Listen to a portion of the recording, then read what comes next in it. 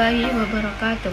Perkenalkan, nama saya Fitri Yumaitul Aini, NIM 2314070189. Baik, di sini saya akan menjelaskan tentang yaitu pendidikan Islam pada 3 kerajaan besar: Kerajaan Safawi, Kerajaan Mughal, dan Kerajaan Utsmani. Yang pertama yaitu pendidikan Islam pada masa Kerajaan Safawi, yaitu latar belakang berdirinya Kerajaan Safawi. Ketika Kerajaan Utsmani sudah mencapai puncak kemajuannya, Kerajaan Safawi di Persia baru berdiri pada tahun 1503 sampai 1722 Masehi. Kerajaan Safawi berasal dari sebuah gerakan tarekat yang berdiri di Ardabil, sebuah kota di Azerbaijan. Tarekat ini beraliran Syiah yang taat dan keturunan Imam ke-7, yaitu Musa atau Kazim. Yang B itu keadaan pendidikan pada masa Kerajaan Safawi di Persia. Di dalam kerajaan tercatat bahwa bangsa Persia dikenal sebagai bangsa yang memiliki peradaban tinggi serta berjasa dalam mengembangkan ilmu pengetahuan. Oleh karena itu, masa Kerajaan Safawi dikenal dengan tradisi keilmuan yang terus berlanjut. Pendidikan Islam pada masa Kerajaan Mughal.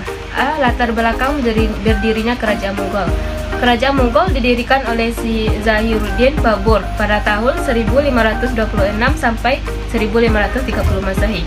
Secara genealogi, Babur merupakan cucu Timur Leng dari pihak ayah atau keturunan Genghis Khan dari pihak ibu. Yang B itu keadaan pendidikan pada masa Kerajaan Mughal. Pada masa Kerajaan Islam Mughal, pendidikan memperoleh perhatian yang cukup besar. Kerajaan mendorong masjid sebagai tempat belajarnya agama bagi masyarakat. Di masjid-masjid telah tersedia ulama yang memberikan pengajaran berbagai cabang ilmu agama. Keadaan pendidikan pada masa Kerajaan Mughal. Kegiatan ilmu pengetahuan dan kehidupan seni budaya dalam masa Kerajaan Utsmani. Dalam bidang ilmu pengetahuan muncul karya ilmiah, teologi, karya tafsir, hadis, tasawuf, dan hukum. Karya tentang ilmu mantik, ilmu sihir, karya ilmu peperangan dan persenjataan, karya ilmu politik, dan lain-lain. Selain itu juga berkembang ahli musik beserta karyanya. Demikian juga ahli sejarah historian beserta karyanya. Demikian juga ahli sejarah historian beserta karyanya.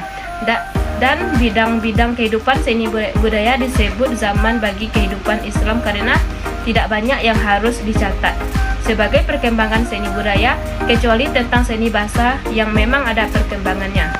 Jadi kesimpulan dari sejarah di atas yaitu pendidikan Kerajaan Besar Safawi dan Kerajaan Mughal pada masa pertengahan memang tidak mengalami kemajuan sebagainya terjadi di zaman klasik. Pendidikan pada kerajaan tersebut umumnya pada berinteraksi pada pendidikan agama dalam arti mengajarkan doktrin-doktrin di dalam Al-Quran dan Al-Hadis dengan berdasarkan pada penafsiran, pembahasan, dan penjabaran yang telah dilakukan oleh para ulama pada masa klasik. Ijtihad dalam hati menggali, memahami, dan melahirkan pendapat baru dalam bidang hukum atau pemikiran ideal yang berbeda dengan hasil ijtihad sebelum dapat dikatakan tidak terjadi. Mereka hanya menyimpan, memelihara, mengulang-ulang pendapat ulama di masa lalu, atau tersebut dengan istilah lain disebut dengan mujtahid alam mazhab.